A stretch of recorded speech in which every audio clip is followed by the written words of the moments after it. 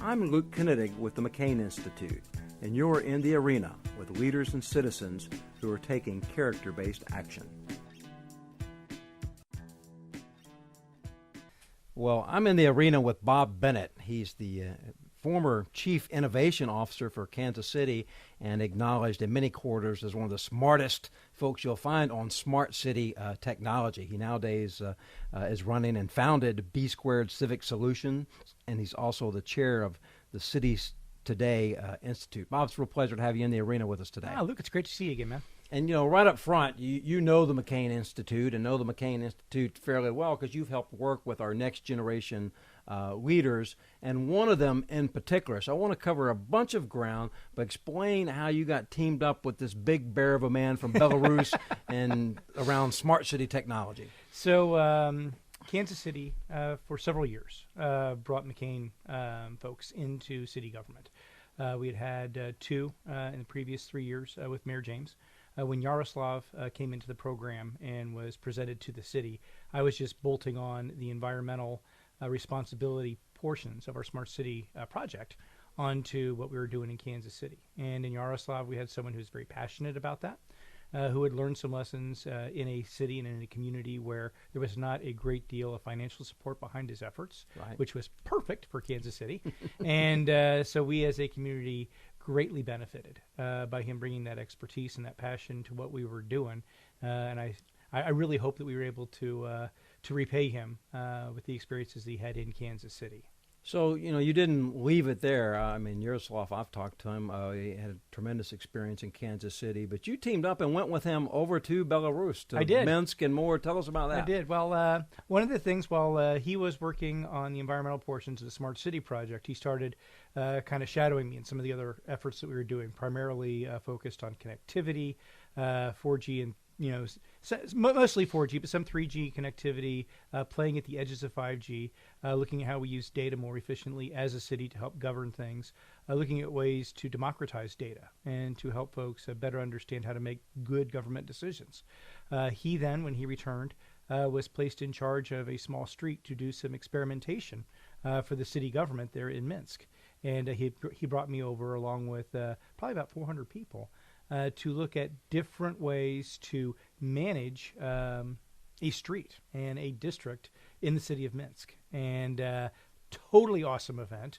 Had a lot of international play from Lithuania, from Latvia, a lot of Belarusian entrepreneurs, a lot of the tech industry that is starting to formulate in Minsk. Right. And just sort of a way to figure out how the Belarusians want to run this street and how they want to manage their own affairs in a society that's not necessarily welcoming of that throughout the city. Well, I guess that's the key. At the end of the day, people have to manage their own affairs. But what are some of the kind of neat, smart things you can do with a street in Belarus or in Kansas City or in Main Street, USA, for that matter? I think probably the first thing is the connectivity bit. Right now, Americans expect to be connected 24/7, 365, wherever they are. To the extent that my daughter, she can't Instagram from a spot. Heaven help me, because I am now the failed parent who did not get her sufficient data to do that. Right. That is true throughout the world. It's true in Minsk. And so if you start with the idea that data itself is as fundamentally required of a city as is water, as is electricity, as is effective traffic management, all of a sudden you start getting greater levels of civic interaction with the government or people with other people. Look at all the applications that are out there for people to meet others. And so that level of connectivity is almost becoming a new utility and probably ought to be considered as such, at least from a planning perspective. So connectivity, I'd like to talk more about that, but I've tried to do a little bit of my homework here. Water and light also kind of figure into smart cities. I guess let's talk light first. Sounds like you made some progress with light. I don't think Americans generally think of lighting as a problem in the United States, but it sounds like it's an area where we're making and can make a lot of progress. I mean, lighting is a tool. When you look right at it, Americans expect electricity. And to make those lights work, you have to have electricity. So wherever there's a light, there's now a platform on which a city can mount a connectivity device, if it's a 4G or a 5G access point. Or we could add in a sensor so we can better understand how a city is behaving so we can better manage our traffic light systems, or we can achieve some Vision Zero goals by identifying where bicyclists or joggers are in the morning so they don't get hit by cars. You can use those lighting systems as a means to do other activities. Criminy, we used a lot for air quality sampling so that we could meet our Paris Accord requirements as a city. And water. So water for us was extremely powerful tool as a city from a planning perspective. We had a $4.3 billion consent decree that was imposed on us by the EPA because we used the Missouri River as our primary water source. And because of that, we were one of the many cities that had to achieve certain standards. Instead of simply just accepting that and moving on, we started to use technology to upgrade our water systems as we were meeting those consent decree timelines. And in doing that, we were able to forego the need for an additional water treatment plant, which saved us about $570 million. So was that, I mean, I think of that like just knowing how much water you're using or better metering, or what do you talk about when you... It is knowing how to use your assets better, because if you decide to clean all your water for a city, usually you have a very large water treatment plant, there'll be a big retaining pool, and off you go.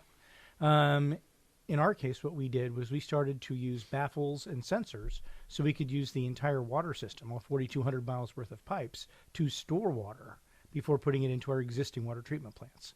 That saved us $570 million right there.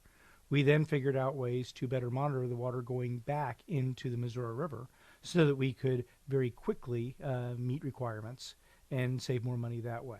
The third thing we did, which was really cool, was we realized we had to completely change out some pipes because of material requirements. Instead of digging up the old pipes, putting in new ones, and calling it good, we dug new pipes underneath sidewalks. So it allowed us to rebuild sidewalks, which made citizens happy. We then sold space inside the old pipes as conduit for fiber. And now we were able to generate revenue for the city by, creating a rental revenue space in something that many other communities were tearing out. So I want to talk data and your new enterprise in a minute, but I want to take a leap back here. We're classmates from West Point, class of 91, and just now really catching up and connecting that dot. So, 25 years in the military, if you count, I guess, your time at West Point. You were a history major, a good one, and an artilleryman. I'm sure you did a number of other jobs in the military, as we all did. But how did that translate to smart cities and being such a trusted executive for city leadership in Kansas City? During my last 8 years, I was actually a strategist. And one of the duties I had there was the military deputy of the Joint Interagency Task Force in Baghdad.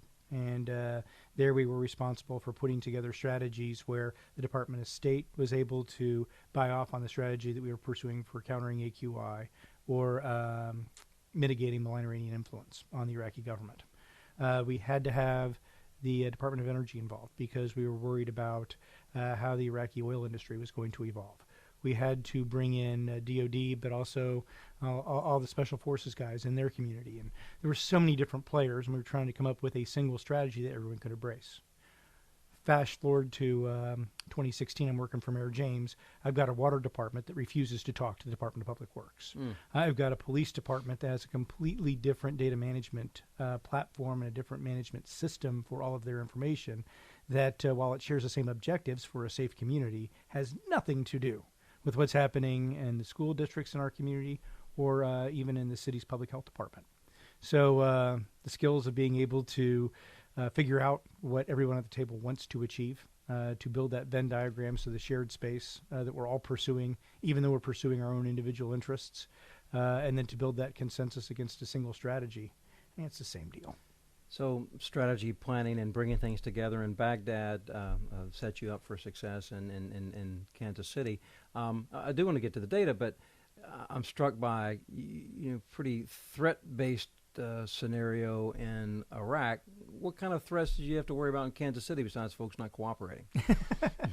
Well, the physical threats we had in Iraq were probably the least concerning. The same threats that we had to deal with respect to the strategy, political infighting, lack of resourcing, prioritization within different executive departments, gaining the trust of everyone on the team. those are the same issues you have at the city council as you have in talking to an interagency, collaboration group. So, the physical dangers were certainly a different I'm not thing. trying to turn Kansas City into Baghdad no, in any way. No. I wouldn't do that, but I just find that fascinating. So from a data perspective, I've heard you say, because I think for a lot of people, probably me included, you hear smart technology and think, well, there's all this new stuff that we need to bring together. I think there's an element of that that's true, and Kansas City's done that. But I've heard you talk very convincingly about using what you have, that it's data you have right in your hand and better using that's kind of the key. Well, I mean, it kind of goes back, too, to what we were just talking about with respect to the similarities between military management and city management. When you have silos of awesomeness, where there are truly experts doing great things, they tend to get very focused in on their line, and they execute on that. When you want to talk about economic development, it's fun to bring in the economic development guys and to have a conference and have a party and to spend some money on local products and have a great time. But you really don't necessarily need to do that to assess where you are in terms of development in your city. Just go to your permitting office. If you look at the number of new business permits that have been requested, new business licenses that have been granted, if you look at where people are doing construction from a permitting perspective, you can use that data to better articulate the picture as to where development is happening inside your community. If you want to look at graduation rates, you can correlate that to where are the opportunities coming for the tech industry. Because a lot of our kids that are graduating high school now are getting the opportunity to participate in programs like Cisco's Network Academy. I know Amazon does the same type of a thing for some of the kids in STEAM programs. And there is absolutely a workforce that is available to do great things. And once you tie those things to a transportation route, now you've got a different development strategy that's tied to the people needing to do the work, the transportation to get them there, and then putting in the places and incentivizing those places so that people can go out and live their best life. So it's really follow data that you have accessible to you. Just let it tell you. And share it. Yeah. Don't just keep it inside the permitting department. Right. The permitting officer is a wonderful human being, but she actually does more than just stamps your business license and tells you to have a nice day. She can do some pretty powerful stuff. So now you're outside government. If I have that right, the mayor was term limited, and you, since this is the opportunity to kind of launch a new enterprise. So you're doing, I'm sure, multiple things, but two things that I know of. You're the chair of Cities Today Institute, which I presume is a not-for-profit really focused on this space, and you also have your own enterprise now, B Squared Civic Solutions. So tell us a little bit about each. So the Cities Today Institute is a conglomeration that is led by the Cities Today magazine team out of London, England. And what they do is they curate groups of 20 cities at a time to come together and have probably the most productive hostage situation I've ever been a part of. We lock them in a room for 24, 48 hours, depending on the meeting. And it is usually the chief technology officer, the chief innovation officer, the chief information officer, if that's where a mayor has placed that responsibility. And for that time period, every meal we take together, pretty much every moment we get a chance to engage on the topics that cities are facing. Everything from you do this in London, or do you move it around? Oh, we move it around. Okay. The next one actually is going to be at one of the apartment buildings directly behind Wrigley Field. All right. And, in fact, there will be a Cubs game that night. And so when we're done with our meetings during the day, for our dinner that night, we will go up to the bleachers on the roof and take in a Cubs game. So in picking the 20 cities, is it a mix of size, shape, or how do you kind of... It is certainly a mix of size. We focus it more specifically on problem themes. So we've had a meeting that was focused on how does a city use data to come up with better homeless mitigation policies. We had another one where we talked about how do cities better prepare for the 5G deployments that many of the private partners that we all have are wanting to do. Another group that we had talked about mobility, and it focused in the immediate post Department of Transportation Smart City Challenge in 2016. And so all 7 of the semifinalists were participants in that particular gathering. And so it brings together those 20 cities. There's only about 35 to 50 cities that have chief innovation officers in that role. So it's certainly a chance to get everyone together to serve as group therapy, to understand kind of how we're all struggling with the same problem sets. But at the end of the day, it's a chance for us to share best practices. and then we bring in a limited number of private sector partners. That's how we pay for the thing. Right. And those folks, instead of giving a sales pitch, essentially get a chance to lend their expertise and their wisdom and sort of the corporate R&D that they do to those discussions. And for them, it's an amazing business development opportunity because they know what cities really want as a result of that 48 hours. And we're now expanding it, and that's, as the chair, I get to do. I'm bringing in Dr. Stephen Strauss from Princeton. He's going to kind of give us some academic gravitas. We're bringing in several academic institutions, including Arizona State. Park University in Parkville, Missouri, is a participant with us. Wow. Several other smaller universities and larger universities as well that are giving us their grad students, that are giving us some of their research capacity to start tackling these big problems. And by bringing on the likes of Dr. Strauss and by bringing in the scope of an Arizona State, we're actually going to be able to publish some of these findings and to create a foundation of knowledge that now is going to be universally available. Because up to now, it's been the 20 of us doing group therapy in hostage situations, and that's probably not the best method. Well, more and more people are moving to cities. I think you don't need me to tell you that, and most folks following trends know that. But how did it work for you outside Kansas City? Did you have people say, "Well, that's great, but what about us?" That's actually where the B squared piece comes into play. Okay. I'm advising a lot smaller cities now that I've left the city of Kansas City. Parkville, Missouri is one of the cities I'm working with. There's only 5,000 residents there. Racine, Wisconsin just had the opportunity to do some amazing work in their partnership with Foxconn. And so helping them to figure out how to bring the assets from both of those very dissimilar organizations to bear on the workforce development and growth of that community, problem set together, is one of the things I've been asked to do. So every city's going to be a smart city. I mean, nobody wants to live in a dumb city. That never, ever happens. So the market is pretty vast in that perspective. Well, a little bit of circling back to Yaroslav here and your work with him, I was struck by how something as simple as playgrounds can factor into a smart city and smart city technology, and that ultimately people managing their affairs and kind of the democratic underpinnings of some of this is pretty important. Citizen input is a key piece of that. I think you observed some of that with him.